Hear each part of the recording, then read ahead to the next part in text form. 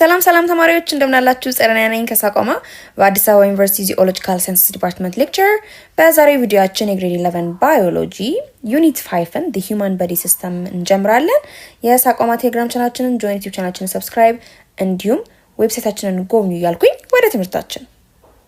በዚህ ቪዲዮ ዋነኛ ዓላማዎቻችን ምንድን ማድረግ ነው? አንደኛ is to explain the structure and function of the musculoskeletal system የጡንቻና የስርዓተ አጽም አወቃቀር ተግባራቶቻቸው ምን እንደሚመስሉ እንመለከታለን።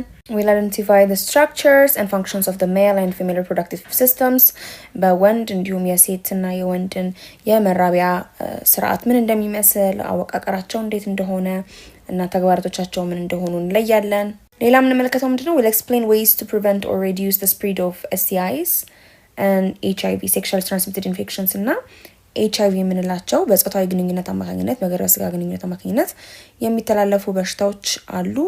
እነሱን በሽታዎች እንዳይተላለፉ እንዴት እንደምንከላከል እንደምንቀንስ ስርጭታቸውን እናብራራለን። መንገዶቻቸውን እናያለን። and we'll explain family planning strategies የቤተሰብ እቅድ ምን እንደሆነ እናብራራለን። የተለያዩ ቤተሰቦች ደግሞ የሚከተላቸው ለቤተሰብ እቅድ መምሪያነት የሚከተላቸው ስልቶች አሉ። እነሱ ስልቶች ምን እንደሆኑ እንመለከታለን።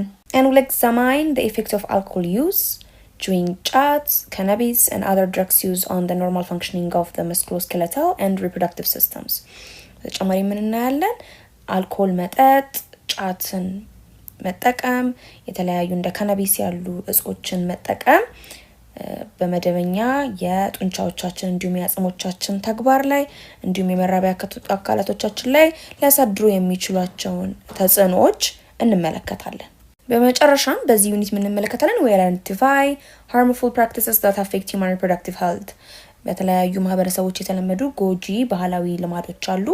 እነሱ ምን እንደሆኑ እነሱ ደግሞ እንዴት አድርገው የሰው ልጅን የመራቢያ አካላት ጤንነትን እንደሚጎዱ እንመለከታለን ማለት ነው። ስለዚህ በአጠቃላይ በዚህ ዩኒት የምትማራቸው ነገሮች እንዳለ ከሪል ላይፋችን ጋር የተገናኙ ነገሮች ናቸው ማለት ነው። ስለዚህ ምን ትረዳላችሁ? እንዴት ሰውነታችን እንደሚንቀሳቀስ፣ የዕለት ተዕለት ስራችንን እንዴት እንደምንሰራ፣ ጡንቻዎቻችን አጽሞቻችን እንዴት እንደሚሰሩ እና ደግሞ ያሉን የመራቢያ አካላት የመራቡ ስርዓቶቻችን እንዴት ስራቸውን እንደሚሰሩ በወንድም በሴትም እንትመለከታላችሁ። እና ደግሞ ራሳችንንስ እንዴት አድርገን ነው ከተለያዩ ኢንፌክሽኖች በጾታዊ ግንኙነት አማካኝነት ከሚተላለፉ በሽታዎች እንደ HIV እና ሌሎች አባላዘር በሽታዎች ራሳችንን እንዴት ነው የምንጠብቀው፣ እንዴት ነው ባህላዊ የሆኑ ጎጂ ከሆኑ ልማዶች መተው ያለባቸው እንዴት ነው ለምንድን ነው የሚለውን ነገር ትረዳላችሁ ማለት ነው። በተጨማሪም